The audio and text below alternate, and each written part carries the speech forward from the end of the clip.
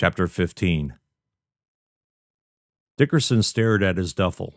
He'd gone through it a dozen times already, making sure he'd remembered everything he needed for a deep space trip. The duffel didn't contain anything more than his usual set of personal items. Uniforms, clothes, and other niceties were already aboard S&R Black and not in his sack. The items inside the duffel were much more important. A hollow visor for listening to music during off time or while in the ship's coffin sat in a metal case inside the duffel's front pocket. In the back pocket, a damn near invulnerable hollow frame held the image of his younger sister. 3 of his lucky t-shirts rolled into a ball sat in the bottom of the small duffel. None of these treasures were valuable to anyone but him. Hell, even the visor was second-hand. He looked around his coffin, ensuring he had everything he needed. He did. Dickerson closed the coffin lid and sat atop it. The rest of the barracks room was empty. Mora had disappeared some time ago, along with most of the rest of the company. It was just him now. He closed his eyes and took a deep breath. The station's air supply, before you were used to it, smelled antiseptic and hollow. It had no real atmosphere. Titan Station, the domes on Mars, all had a taste to them, a tang that stayed with you and you looked forward to it. But Trident Station, mostly vacant, simply smelled of loneliness. S&R Black, however, had a taste all its own. Sam Dickerson, Lance Corporal in the SF Marine Corps, looked forward to boarding the ship and escaping home base. While S&R Black was so much smaller, so much more confining than Trident Station, it never held the same sense of abandonment. You couldn't walk 5 or 6 meters without seeing another crewmate. You ate meals together as a company. Out there, you lived, bled, and died as a team. Aboard S&R Black, there was nothing else to focus on. Dickerson, Mora's voice said through his block. He heaved a sigh and opened the channel. Yes, Corporal, I'm on my way. Good. Move your ass before Gunny throws us both out of an airlock. He couldn't help but smile at that. She had already picked up on Gunny's usual threats and ass-kicking protestations. After a trip aboard S&R Black, she'd probably be able to guess what he was going to say and when. That was a game he and Carbonaro had played for years. Understood, Corporal. Out. She didn't respond. She didn't have to. He picked up the bag and walked out of the barracks. The urge to take a last look at what he thought of as the Boredom Hotel hit him, but he ignored it. He was heading home now, one step at a time. The corporal had caught him last night in the gym. He'd gone there for a final workout and to relieve some pent-up aggression. Carbonaro had decided knocking boots wasn't in the cards, so he made a date with the machines instead. The bio-nannies in his system kept muscle mass from deteriorating on long space voyages and in gravity's absence. Hell, they even kept bone density from crumbling into dust. But they couldn't add mass fast enough for muscles to grow. The only way to do that was to actually exercise. With his hollow visor on, raucous bass theremin and roaring guitars pounding his eardrums, psychedelic spacescapes floating before his eyes, he pumped 90 kilograms in sets of 10. In the middle of his third set, the music cut to a third of its volume, and the rolling storm of images faded. His first thought was that Cartwright had found him and wanted the spotting partner for the free weights. Or maybe Cartwright wanted to discuss the reassignment.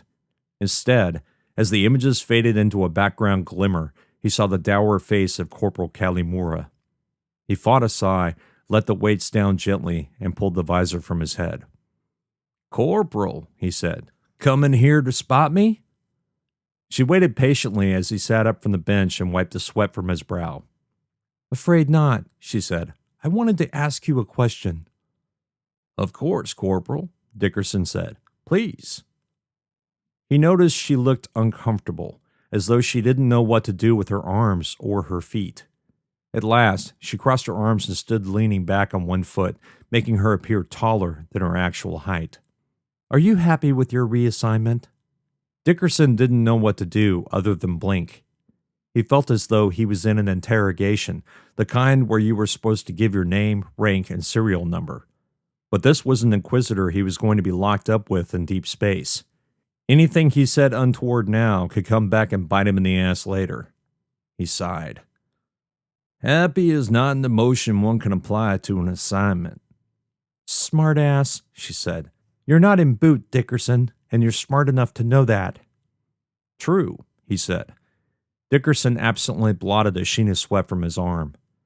But I also know there's no answer I can give you that won't make you suspicious or that you'll believe. Is that true, too? Mora leaned down so her face was a mere meter from his. Just tell me the Yahweh damned answer. You're so beautiful when you're pissed, he thought, but knew better than to say. Still, he found it difficult to keep a smirk from appearing on his face.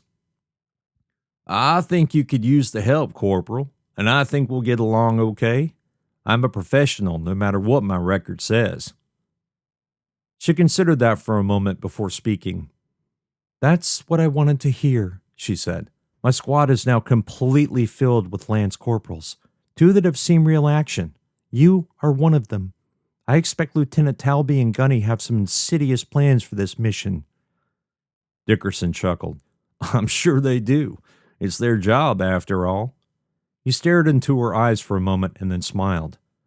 Gunny talked to you before he sent out the assignments. Yes, he did. He nodded. I thought so. He say anything particularly nasty about me? Now she smiled. No, Dickerson, he didn't. Well, he said, that's good to know. He jerked a thumb at the machine. Want to lift some weight? I could spot you. Mora slowly shook her head. Some other time, Marine. I have some planning to do before tomorrow's departure. Of course you do, Dickerson said. Looking forward to working with you, Corporal. She said nothing, but her lips twitched into a grin before she could stop them.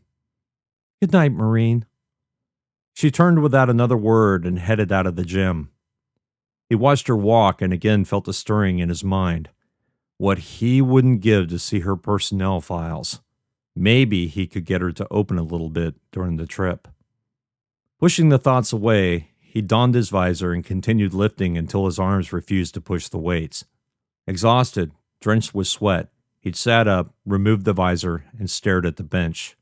The self-cleaning material had already absorbed most of his perspiration, sucking it down into the recycled tanks below. After showering and inhaling some THC, he'd headed to his coffin. Mora's lid was up, meaning she was probably in one of the briefing rooms changing her plans and how she'd manage the squad. As he drifted off to sleep, the visor pumping music into his brain, his thoughts tumbled over one another, leaving him with the mysterious image of Pluto rotating in space. As he walked around another bend and headed to the hangar, he wished he was back in the damn coffin.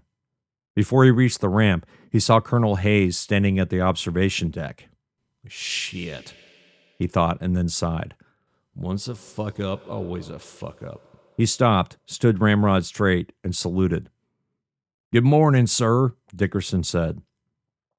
The colonel turned with a smile. He returned the salute. At ease, Marine. Aren't you supposed to be on that ship out there? Aye, sir. We'll get to it. Aye, sir. Dismissed. He threw another salute, and the colonel returned it again. As he walked down the ramp, he heard the colonel say, Good luck, son. Training mission my ass, he thought. To his knowledge, Colonel Hayes had never watched an S&R ship leave the hangar, let alone black. Corporal Mora stood at the end of the ship's personnel ramp. She looked pissed. He didn't blame her. Here he was, her new squad member, and supposedly a good one, and he was late on her first day of command. Apologies, Corporal. She pointed up the ramp, but said nothing. He shrugged and headed in, listening to her steps as she followed behind. Gunny, he heard her say, all Marines on board. He couldn't hear Cartwright's reply over the block channel, but he certainly heard Mora's. Yes, Gunny, a lot of PT. Dickerson mock groaned but kept walking, a shit-eating grin on his face. Chapter 16. Moments before S&R Black was cleared for takeoff, Fortunas called a meeting with the other members of the trio. He explained what he wanted, why he wanted it, and to call a vote on the action. The other two Trident Station AIs asked questions, challenged deductions, opened private channels with one another, and made up their minds. They agreed with Portunus' assessment and the probable outcomes. They did not, however, completely agree with his recommendations for action. Instead, Corinus and Janus developed changes to the original recommendations, held another vote, narrowed the differences down to 2 in the same fashion, and finally reached an agreement. The trio constructed a data package in milliseconds, including instructions, new diagrams and blueprints, and a slew of classified material. Once the data package was complete, each member of the trio applied their digital fingerprints and sealed it. No other AI, even subpersonalities and tertiary systems, could open it except for Black's subsystem known as Trippin. At last, Portunus initiated a secure connection to Black. The less intelligent AI received the package and attempted to open it. It unwrapped the first security layer and compared its expected key with the key in the package. They matched. This told Black that the message had been sent by the trio, and therefore Black was to open it. She tried. When Black realized her main keys couldn't decrypt the package, she fired the package at each of her subsystems. It was the AI equivalent of a dead drop. Black wouldn't know if any of the subsystems were able to open the package. In fact, Black would forget she ever did this. Buried deep in her storage, Black's logs recorded the event and subsequently wiped it. 10 subsystems received the package and wrote to their logs they couldn't open it, and immediately destroyed all evidence of receiving the package. Once Trippin received it, it applied its private key. It fit the lock. In a matter of nanoseconds, the subsystem decrypted the data package, read the instructions, and prepped its nano services, created new ones, and requested a mirror signal of Black's feedback stream.